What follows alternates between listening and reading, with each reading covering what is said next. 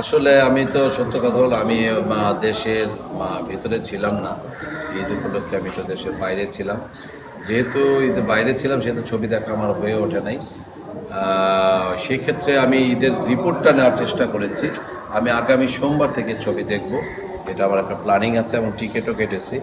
অগ্রিম টিকিট কাটার একটা যেহেতু স্কোপ আছে সেহেতু আমি টিকিটও কেটেছি যে আমি ছবিগুলো দেখব। প্রত্যেকটা ছবি আমার দেখতে হবে, যেহেতু আমি একজন নির্মাতা। প্রত্যেকটা ছবি না দেখে বিচার বিশ্লেষণ করা সম্ভব না।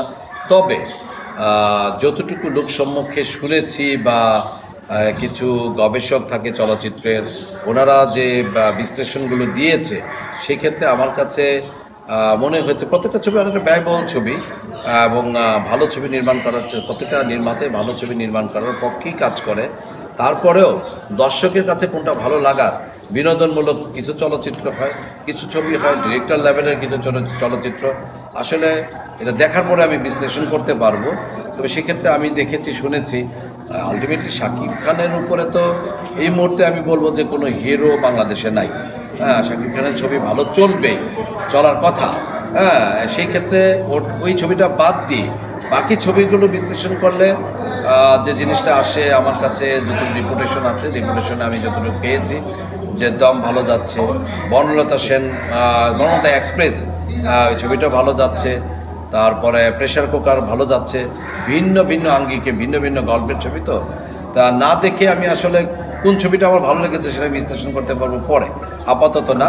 তবে আমি চাই সমস্ত ছবি, যে ছবিগুলো রিলিজ হয়েছে প্রত্যেকটা ছবি ভালো যাক, ভালো চলুক, তাহলে আমাদের চলচ্চিত্র অঙ্গনে আবার নতুনভাবে ফিরে আসবে নতুন আমেজ। প্রশ্নটা আবার একটু ভিন্ন আঙ্গিকে। একটা গল্প যখন নির্মাণ হয় তখন একজন ডিরেক্টর চেষ্টা করে যে কোন হিরোকে কিভাবে উপস্থাপন করতে পারলে তাকে ভালো লাগবে। শাকিব খান ওনাকে যখন একটি ডিরেক্টর উপস্থাপন করার চেষ্টা করে যে আমি এভাবে উপস্থাপন করব, নেগেটিভ দিয়ে উপস্থাপন করব, তাহলে পাবলিক অ্যাকসেপ্টটা বেশি পাবে।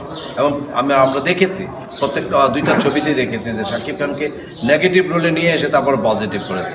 এবারও সম্ভবত প্রিন্স ছবিতে সেম, যে তাকে নেগেটিভভাবে উপস্থাপন করে তারপরে পজিটিভ আনা হয়েছে।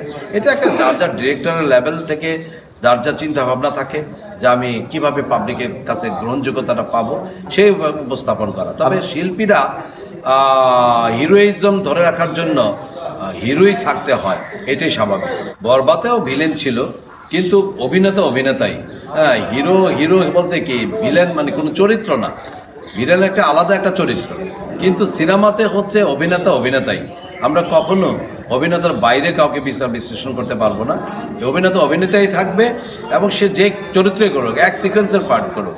শাবানা আপাকে আমরা দেখেছি জীবনের প্রথম ছবি, সেখানে এক সিনে পার্ট ছিল, সেখান থেকে কিন্তু বিউটি পিং শাবানা হয়েছে। বলা যায় না কার কপাল কোন দিক দিয়ে লেগে যায়। দেখা যাক এবারের ছবিটা কার ভালো যায়। এটার যে ব্যাপারটা ঘটেছে যে আমরা সবসময় একটা জিনিসকে প্রতিহত করি, সবাই আমরা একই স্লোগান দিই, যেমন ধূমপান স্বাস্থ্যের জন্য ক্ষতিকর, মাদককে না বলুন। আমরা চাবো অবশ্যই সিনেমা হল থেকে ধূমপান এবং মাদককে পরিহার করে, যতটুকু না দিলেই চলে না। হ্যাঁ, আমরা উপস্থাপন করতে পারি একটা ভিলেনকে একটু নেগেটিভ রোলে আনতে গেলে একটু ড্রিঙ্কস করাতে হয়, একটু সিগারেট খাওয়াতে হয়, ঠিক আছে, কিন্তু অতিরিক্ত কোনো কিছুই ভালো না। হ্যাঁ, আমরা যেভাবে দেখছি যে হিরোইন বা ইয়াবা বা যে ধরনের মাদকদ্রব্য আছে, এই মাদকদ্রব্যকে একটা হিরোর মুখ থেকে দেখাবে, এটা পাবলিক খুব একটা ভালো অ্যাকসেপ্ট করে না। এটাকে একটু পরিহার করার চেষ্টা করুন সবাই। সমস্ত নির্মাতাকেই আমি বলবো যে মাদককে না বলুন, ধূমপান থেকে বিরত থাকুন।